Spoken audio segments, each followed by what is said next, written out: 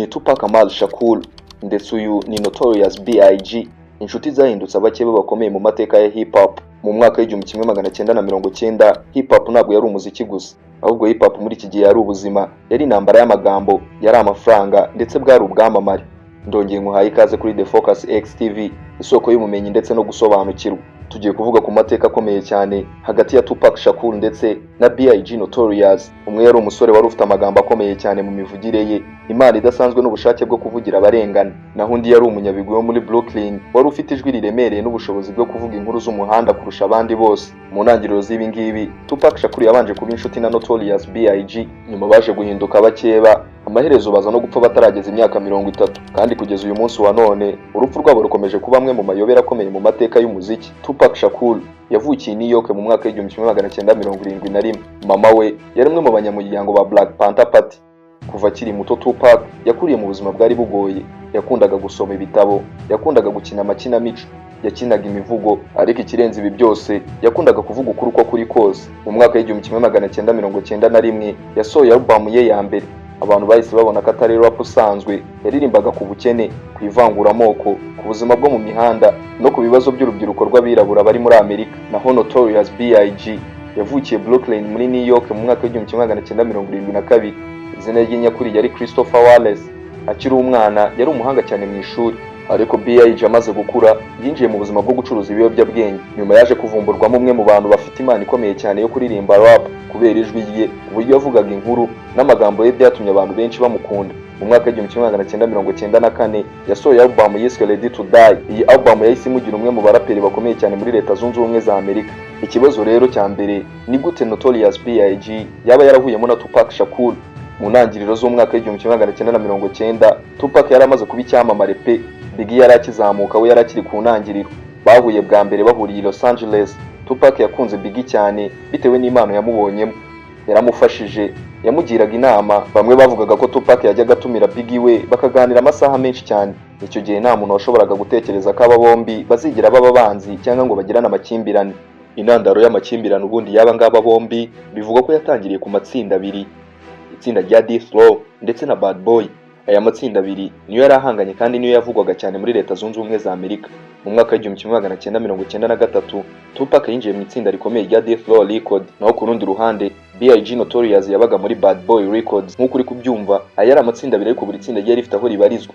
Bad Boy yabarizwaga New York, naho Death Row yabarizwaga Los Angeles. Ahangaha hari hatangiye ihangana ry'ubucuruzi mu muziki, ubwo ni West Coast ndetse na East Coast, cyangwa se California na New York. Ibi byari intangiriro gusa kuko byari biri mu magambo, ibyakurikiye nibyo byaje biteye ubwoba. Mu mwaka w'1994 haje kuba igitero gikomeye cyane. Tariki ya 30 Ugushyingo mu mwaka w'1994 Tupac yavuye California yerekeza New York agiye muri studio. Agezeyo abantu bari bitwaje imbunda batagaragaye baramurashe, baramwambura, arakomereka, ariko Tupac ntago yapfuye. Nyuma y'icyo gitero Tupac yatangiye gukeka ko abantu bo muri Bad Boy Records bari babizi cyangwa se bari babifitemo uruhare. Nta bimenyetso Tupac yari afite byigeze bibyemeza, ariko Tupac yari byizeraga cyane. Kuva uwo munsi ubundi ubucuti bwa Tupac na Notorious bivugwa ko bwari bwarangiye, intambara yari itangiye. Hasohotse indirimbo yitwa Hit Me Up mu mwaka w'1996. Tupac yasohoye indirimbo yise Hit Me Up, yabaye imwe mu ndirimbo zikomeye zo gutuka abo bahanganye mu mateka ya hip hop. Iyi ndirimbo yibasiraga B.I.G n'itsinda rye mu buryo butigeze bubaho mbere. Iyi ndirimbo yongereye urwango hagati y'impande zombi. Abafana batangiye kwigabanya impande, buri mufana afata uruhande rwe. Amerika yose itangira kugabanyikamo ibice bibiri, West Coast ndetse na East Coast. Muri ino ndirimbo Hit Me Up Tupac yarabazaga ati Who shot me but you punk didn't finish. Tupac yararimo aravuga ku gitero yarasuwemo muri Quad Studio i New York mu mwaka w'1994 nk'uko nabikubwiye. Yashinjaga abantu bamwe muri Bad Boy ko baba barabigizemo uruhare cyangwa bakaba bari babizi. Muri uwo murongo yaravugaga ati mwagerageje kunyica ariko nimwabigezeho. Abantu benshi bari bategereje yuko B.I.G Notorious ari busubize Tupac, ako nta ndirimbo B.I.G yigeze asubizamo Tupac mu buryo bweruye nk'uko Tupac yari yamututse muri Hit Me Up. Ahubwo B.I.G yasohoye indirimbo yiswe Who Shot Ya mu mwaka w'1995, asohora n'indi yiswe Long Kiss Good Night mu mwaka w'1997. Abantu benshi batekerezaga ko Who Shot Ya ariyo yatumye Tupac arushaho kurakara, nubwo Biggie yavuze ko itari yanditse imwerekejeho.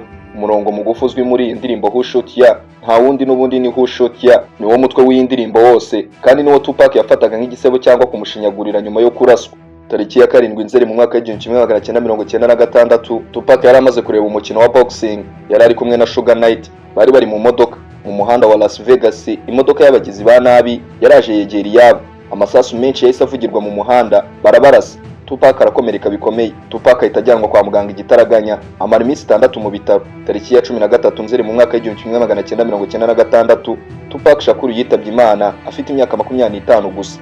Isi yose ihita itungurwa ndetse igwa mu kantu. Nyuma y'urupfu rwa Tupac, abantu benshi batangiye gushinja B.I.G Notorious, gusa nta bimenyetso byagaragazaga yuko B.I.G Notorious yaba ari we wishe Tupac, ariko ibihuha byari byinshi. Biggie yakomeje gukora umuziki, yari amaze kuba umwe mu bahanzi bakomeye ku isi kuko nta n'undi muntu bari guhangana, ariko nawe yari mu kaga gakomeye cyane. Itariki ya 9 Werurwe mu mwaka w'1997 Los Angeles, Biggie ava mu birori by'umuziki yari yitabiriye ari mu modoka. Undi muntu nawe utarabashije kumenyekana yaramwegereye, yasatira imodoka yiwe, amurasa amasasu menshi cyane. Biggie yahise apfa afite imyaka 24 nawe gusa. Mu mezi 6 gusa nyuma y'urupfu rwa Tupac Shakur, aba bombi bakoze amateka muri hip hop. Basize album zakomeje gucurangwa kugeza n'umunsi wa none. Bombi bahinduye hip hop iteka yose, kandi n'uyu munsi nyuma y'imyaka myinshi abantu bakomeza kwibaza ese iyo baba barakomeje kubaho hip hop yari kuba imeze ite uyu munsi, kuko rimwe na rimwe abantu ibikorwa byabo bihindura isi cyane kurusha imyaka babayeho. Tupac Shakur yitabye Imana ku wa 13 Nzeri mu mwaka w'1996 afite imyaka 25. Yarushaga B.I.G Notorious umwaka umwe. Tupac Shakur ntiyigeze ashaka kandi nta n'umwana uzwi yigeze asiga, ahubwo bamwe mu bakunzwe bazwi cyane bagiye bavugwa mu buzima bwe harimo Jada Pinkett Smith, inshuti ye ya hafi cyane, Kida Jones bakundanye igihe yanapfaga, Madonna bigeze gukundana mu ibanga, naho mama wa Shakur ariwe Afeni Shakur yapfuye mu mwaka w'2016, naho The Notorious B.I.G yapfuye tariki 9 Werurwe mu mwaka w'1997 afite imyaka 24 gusa y'amavuko. Yari yarashakanye na Faith Evans, yapfuye amusigiye abana babiri, Tiana Wallace wavutse mu mwaka w'1993 ndetse na G Wallace wavutse mu mwaka w'1996. Kugeza uyu munsi wa none, B.I.G Notorious ndetse na Tupac Shakur baracyafatwa nk'abami ba hip hop. Kugeza amagingo ya none ntago haragaragara wabashije kuba yakica Tupac Shakur byeruye cyangwa se uwishe B.I.G Notorious. Mu biganiro bikurikira tuzabakorera documentary z'abantu bari hafi cyane bya hafi ya Tupac Shakur ndetse na Notorious B.I.G. Abo n'abandi ni Sean Diddy Combs cyangwa se P Diddy ndetse na Sugar Knight. Sean Combs ni umwe mu bantu ba hafi ba B.I.G bari bakiriho, yagize n'uruhare rukomeye cyane mu kubaka Bad Boy Records no gukomeza kubungabunga umuryango wa B.I.G nyuma y'ahapfiriye, ndetse no kwita ku murage w'ibigwi yari asize. Sugar Knight we yari ari hafi cyane ya Tupac, ubu waracyanafunzwe ariko ntabwo ari kuzira urubanza rujyanye n'urupfu rwa Tupac, ahubwo we nuko yakomeje kuvugwa cyane mu mayobera ajyanye n'iyo ntambara ya East Coast ndetse na West Coast. Mwakoze mwese twabanye muri iki kiganiro, naho mu biganiro by'ubutaha.